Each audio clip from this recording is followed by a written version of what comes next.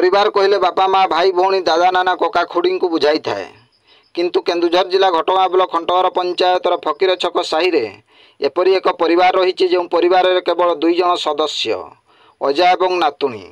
यही 2 जन को छाड़ी परिवार रे आउ केही नाहंती। अजा अनांदी नायकंकर स्वास्थ्य अवस्था ठीक नथिबा बेले बयस पाखापाखि 75 रु 80 वर्ष होई पारे।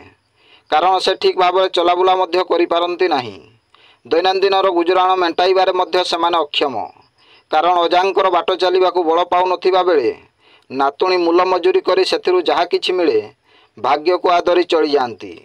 निज संपर्कीय माने बड़ बड़ आसन अलंकृत करथिले मध्य आपणा लोक भेंडी भली आड़ आखिरे देखु नथिबा शुणिबाकू मिले। तेणु गरीब लोकंकर मोहन सरकार पक्षरु जदि कौनसी आर्थिक सहायता मिल पारंता तेबे किछि मात्रा रे अभाव अनाटन दूर होई पारंता बोली नातुणी उषामणि नायक दाबी जणाइछंती। ब्यूरो रिपोर्ट जनजागरण ओडिया। परिवार पूरा यही परिका असुविधा से जनाऊँ जे किसी आउ प्रधानमंत्री परिवार किए अछंती? परिवार कहीं नाहांती अजा नातुणी नहीं आमे अछु। अच्छा सरकार तरफ आर्थिक सहायता ना किछि मिलुनी। चाउल दउसंती नले आउ कोन मिलु? चाउल केते पाउजो मासुकु?